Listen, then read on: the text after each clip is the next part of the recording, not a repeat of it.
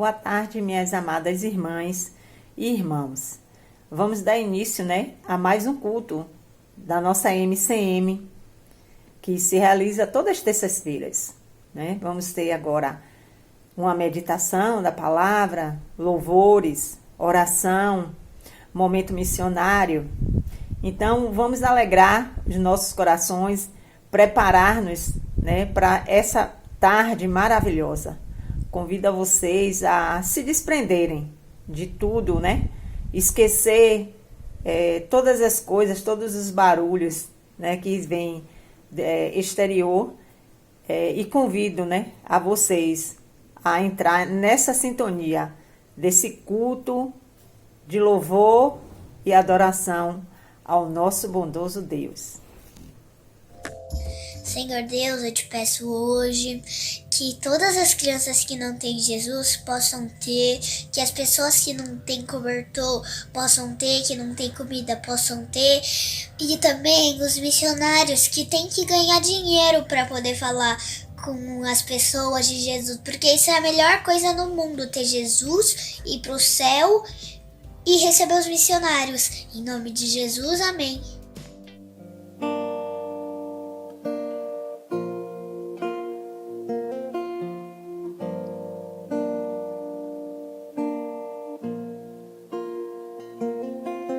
Meu amor por ti não morreu, e a chama do primeiro amor toca em mim, eu quero te sentir.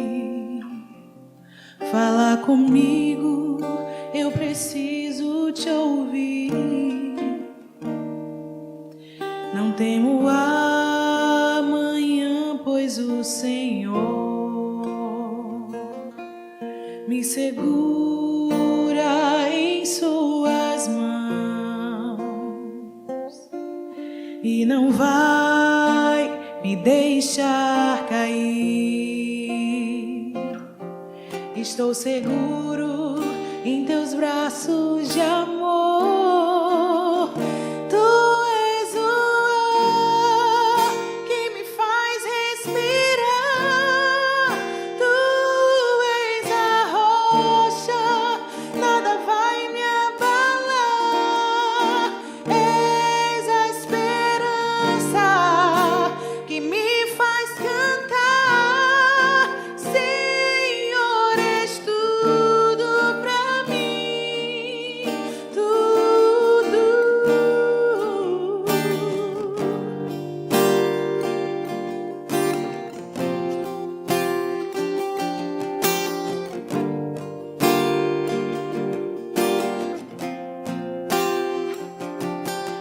Meu amor por ti não morreu, e a chama do primeiro amor toca em mim, eu quero te sentir. Fala comigo, eu preciso te ouvir. Oh, não temo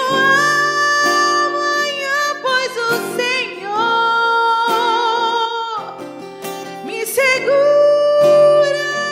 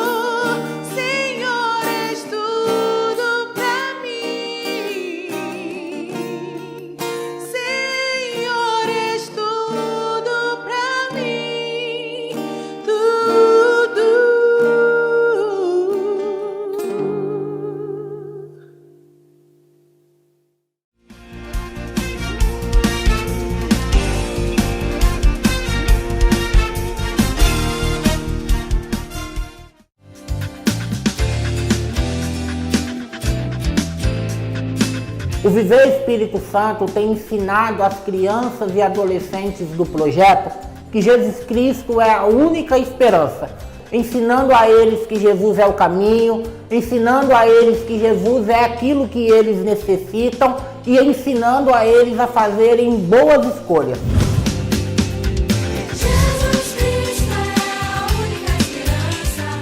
Nessas ações de compaixão e graça, pudemos experimentar o cuidado de Deus. Eu me lembro que uma vez Deus colocou em nossos corações que nós deveríamos marcar a entrega de cestas básicas para as famílias, só que, no entanto, nós não tínhamos nenhuma cesta. E eu peguei o telefone e eu liguei para a coordenadora da igreja local, dizendo a ela que ela deveria marcar a entrega das cestas para a próxima sexta-feira. E eu fiz aquilo sem saber o que iria acontecer. E quando eu acabei de desligar o telefone, eu recebi uma ligação de uma igreja, onde eu fui perguntado quantas famílias nós tínhamos no projeto. E eu então disse, e aquela irmã que me ligou falou assim: pastor, então amanhã vocês podem passar aqui, que nós vamos abençoá-los com as 58 cestas básicas. Nós temos visto Deus agir grandemente nesse tempo. Eu me lembro que uma vez nós também estávamos marcando a entrega de cestas e eu cheguei aqui no projeto e eu liguei para uma família perguntando se eles precisavam de cestas básicas e aquela família me disse se poderia vir buscar naquele momento. E eu disse que sim, e quando eles chegaram no projeto, aquela mãe começou a chorar e eu perguntei a ela o que havia acontecido e ela me disse: pastor, hoje pela manhã eu perguntei a Deus o que eu e minha filha iríamos comer. E um tempo depois o pastor nos ligou perguntando se nós queríamos a cesta básica. Nesse tempo, meus irmãos, Jesus Cristo, ele tem mostrado a essas famílias que ele é suficiente, que ele é a esperança para a vida delas. Eu me lembro de uma outra vez onde nós estávamos no momento de oração, antes de entregar as cestas para as famílias, e um avô, ao se levantar, ele levantou as mãos aos céus e disse assim: Senhor Jesus, obrigado, porque hoje vai ter janta na minha casa. As igrejas batistas têm estado conosco nesse trabalho e Jesus Cristo tem sido apresentado como a única esperança para essas famílias.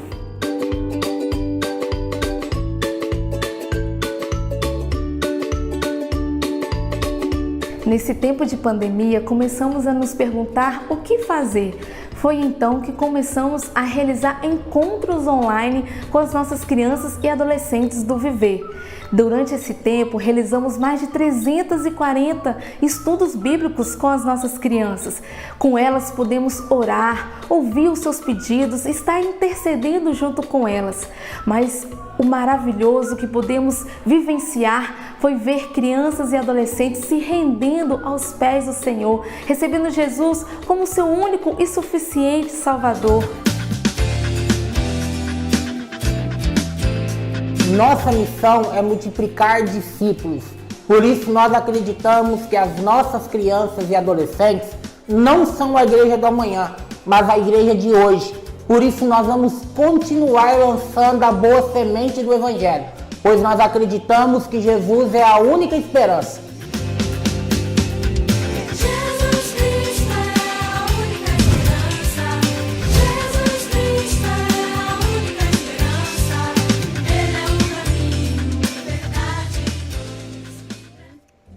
Muito obrigado por essa família, para todos os missionários também que estão em outra parte aqui do planeta Terra,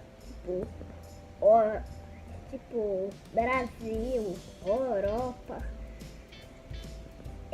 Estados Unidos, África, Japão, China, todos esses lugares do Brasil. Todos. E do mundo inteiro. Abençoa as crianças. Sim. Abençoa os papais, as mamães. Abençoa os pobres. Dá uma casa para os pobres. Em nome de Jesus. Amém. Amém.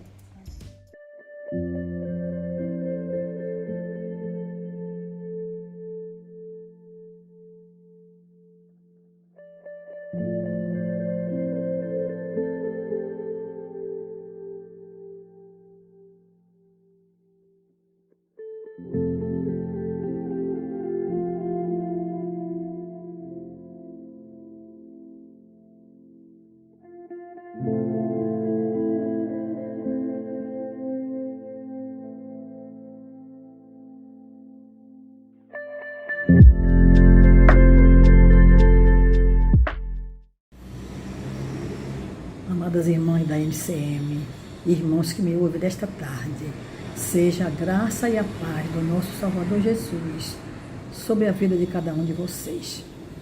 Encontro-me neste momento, a convite da nossa querida irmã Rita, para fazer uma breve reflexão, que será no livro de Isaías, capítulo 6, versos de 1 a 8. Então, neste momento, oramos ao Senhor, pedindo a sua direção para este trabalho, tudo que for realizado nesta tarde. Oremos. Pai querido, Deus de eterna bondade e de toda misericórdia, te louvamos, ó Deus, te agradecemos pelo dom da vida, Senhor, pelo privilégio de te servir, ó Pai. Então, nesse instante, Senhor, eu te rogo que o teu Santo Espírito nos oriente a proferir esta mensagem, a elaborar esta mensagem, ó Senhor, e tudo que for realizado nesta tarde seja para a honra e glória do teu nome santo. E é no nome do teu Filho Jesus Cristo que nós oramos e agradecemos. Amém. Queridos, nós estamos a falar daquele jovem nobre Isaías, que pertencia a uma família com parentesco com o rei Uzias, portanto, uma família de projeção, de influência, e que Deus convocou Isaías para dizer ao povo de Judá que o perigo era iminente. Então, Isaías vivia na época do rei Uzias. O rei Uzias, sabemos que ele conseguiu deixar Judá numa prosperidade invejável, muitas realizações, tinha um exército numerosíssimo e a sua fama chegou a longas distâncias. E isso fez com que ele se envaidecesse e um dia ele resolve queimar incenso no templo do Senhor, quando queimar incenso era um privilégio de sacerdotes. E os sacerdotes disseram para ele que não era a tarefa dele, ele se indignou e então apareceu na sua testa a marca da lepra e o rei Uzias morreu leproso. E o trono de Judá ficou vazio. Então, Isaías, o morador de Judá, que amava seu povo, percebeu que, embora Judá estivesse em franco desenvolvimento, numa prosperidade muito grande, mas com referência à espiritualidade, era grande a decadência. E aquele povo se afastava de Deus a cada dia mais. Então Isaías se condoeu e entra no templo, e faz uma viagem interior, vai para dentro do seu ego, e o Senhor lhe permite o vislumbre do seu trono alto, sublime, majestoso, numa demonstração de que ele era o rei dos reis, ele estava acima de todos os reis, mas que, apesar disso, ele cuidava do seu povo, se preocupava com o seu povo, como ele cuida de nós e se preocupa conosco. Então, Deus o convocou para um ministério prolongado, onde nós podemos aferir pelos 66 capítulos do livro de Isaías na Bíblia Sagrada. E que realmente foi um ministério prolongado, profícuo, porquanto entre todos os profetas maiores, ele é considerado o mais importante, e as suas mensagens, foram sempre de cunho exortativo, de advertência, né, de denúncias, o que levou a ficar malquisto entre os líderes do povo. Mas não ficou somente lá em Judá o fato de falar a verdade e ofender alguém, não. Hoje, lamentavelmente, amadas, hoje, em nossos dias, nas nossas igrejas,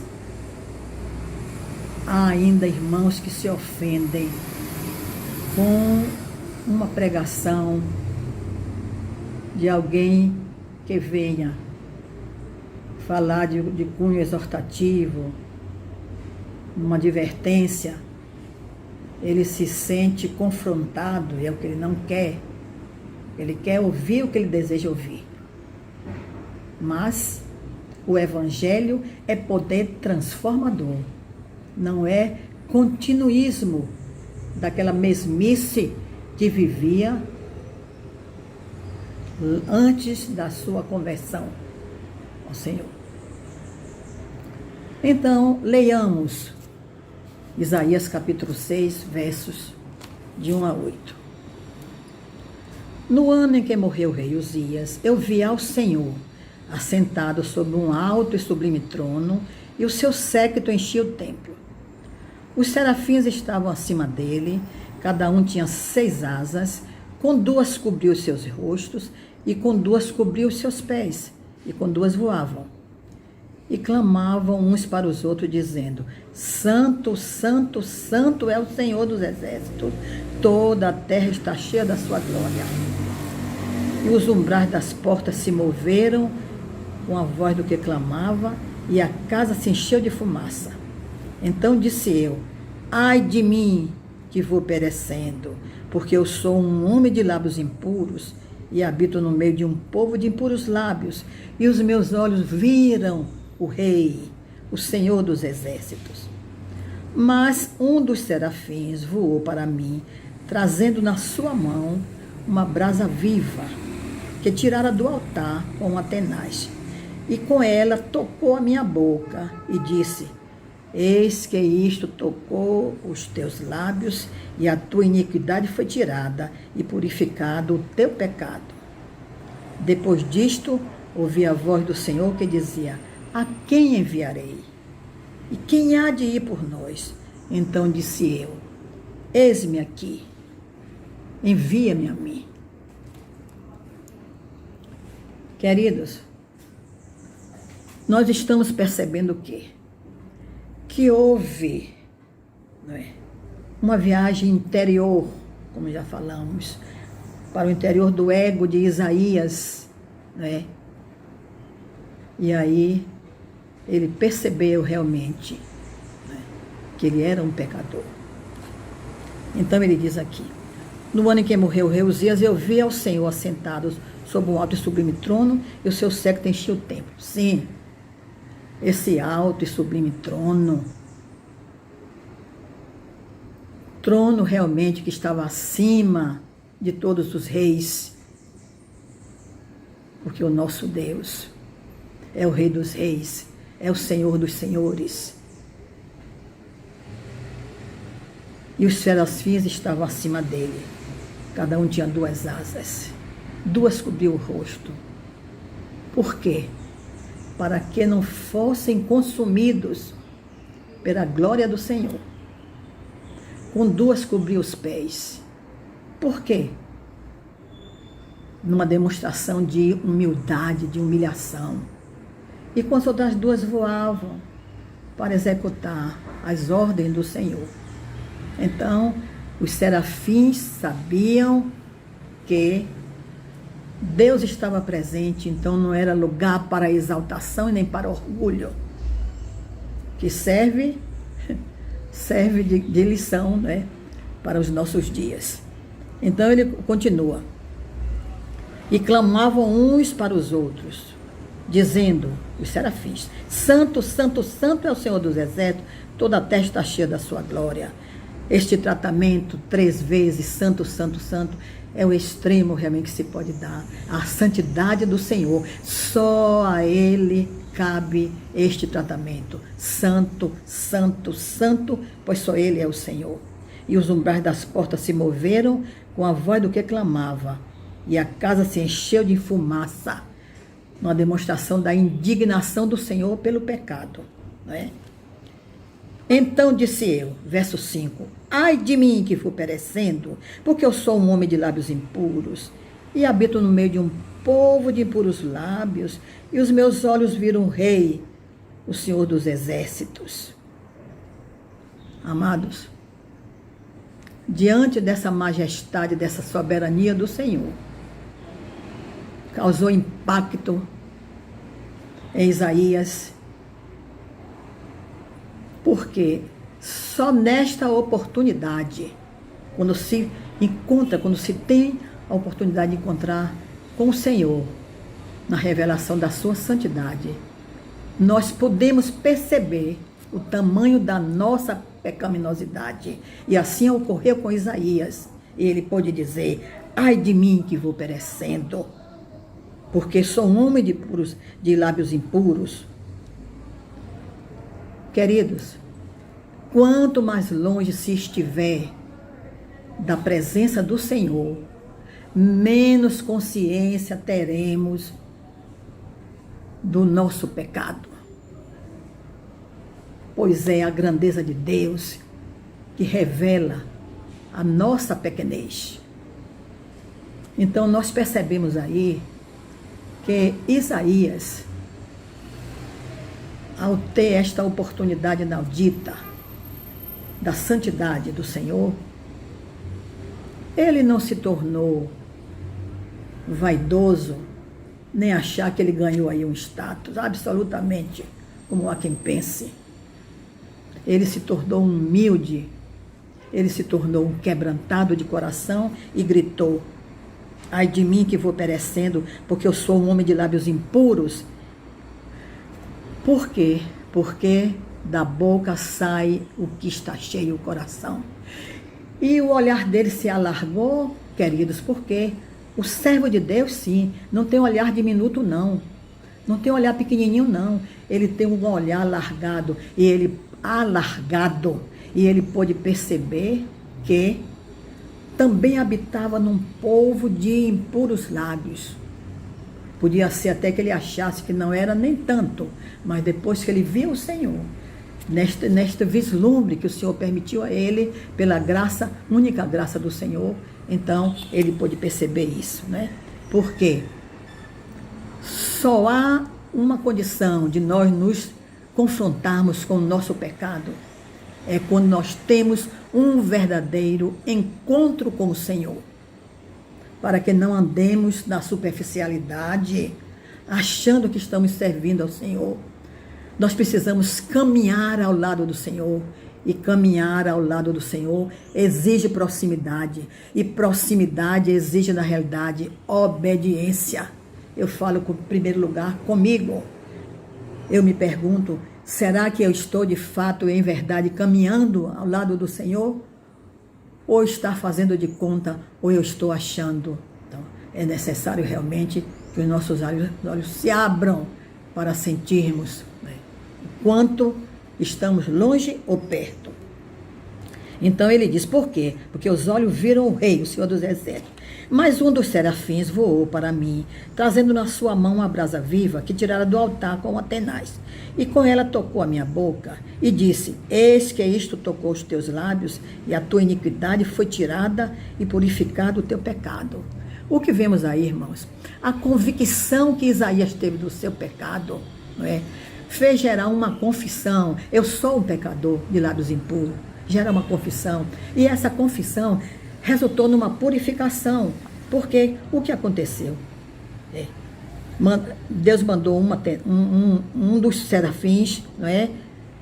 Com uma tenaz trazer uma brasa, tocou os lá e disse, a tua iniquidade foi tirada e purificado o teu pecado. Não é? Porque nós sabemos que toda purificação, santificação, ela traz um pouco de dor. Lembremos, deve ter doído sim nos lábios de Isaías, Mas aí agora foi que ele serviu a ele para se aproximar de Deus e aceitar o convite, e vamos ver daqui a momentinhos. Então, nós percebemos aí o quê? Que na velha aliança, o pecado era perdoado, não é? Era purificado através de quê? Da morte de animais, de sacrifícios repetitivos, que o sangue era espargido no altar do Senhor. Sacrifício aquele repetitivo, mas veio o Senhor, o Deus homem, que sofreu sim na cruz por nós, e o sacrifício foi único, nunca mais foi repetido. Então, Isaías sentiu, na realidade, quando o Senhor disse, depois disto ouvi a voz do Senhor que dizia, a quem enviarei? E quem há de ir por nós? Então disse eu, eis-me aqui, envia-me a mim. Então, Isaías se sentiu tão feliz, leve, por certo, não é? Porque o Senhor o havia perdoado. Então, ele desejou servir ao Senhor, não é? A quem enviarei? Ele diz, envia-me a mim. Então, amados, nós já estamos para terminar. Na realidade, esse a quem enviarei não ficou lá no passado, não é? Perpassou séculos e este eco chegou até nós. A quem enviarei? Então, nós, como conhecedores da palavra do Senhor, que nos tornamos teus servos unicamente pela sua misericórdia, que nos tirou da treva para a sua gloriosa luz. Conhecemos o ídolo de Jesus Cristo. Conhecemos também que ele diz, ser-me-eis testemunha, tanto em Jerusalém, como em toda a Judéia e Samaria, até os confins da terra. Então, cabe a nós, servos do Senhor, sermos os continuadores daquele ministério de Jesus Cristo. Como? Falando ao mundo que só Jesus Cristo é o Senhor, porque sabemos que o mundo jaz no maligno, diz a palavra, e caminha assustadoramente, celeremente para a perdição eterna, porque não há tempo suficiente para nós aqui ficarmos a falar, mas o mundo realmente criando leis que distanciam de Deus está em pecado. Então é necessário nós que conhecemos a verdade, queiramos que essa gente usufrua da mesma felicidade nossa. Nós somos um povo feliz hoje, e a ordem é que dai de graça o que de graça recebeste. Então o Senhor morreu para nós, o preço foi a morte dele, o sangue derramado. Foi tudo que ele tinha para dar, que o Senhor tinha para dar. E nós precisamos realmente nos doar. Falando a este mundo, viu que Jesus Cristo está às portas, que depois da morte segue-se o julgamento. Falando, fala e não te cales, é a ordem. Então, amados, agradeçamos ao Senhor, por sermos os seus servos, por pertencermos a esta realeza, que Deus é o rei dos reis, e nós somos seus filhos, logo nós somos reis, príncipes e princesas, pertencemos à realeza. Também tenhamos misericórdia e falemos aos outros. Amado, então, nessa oportunidade, eu quero agradecer a irmã Rita, as irmãs da MCA e a todos os irmãos que me escutaram nesta tarde, tiveram a paciência de me escutar, e rogar ao Senhor uma bênção especial para cada um dos irmãos. Então, muito obrigada, e que tenham todos um restante de tarde muito feliz na presença do nosso Deus. Obrigada.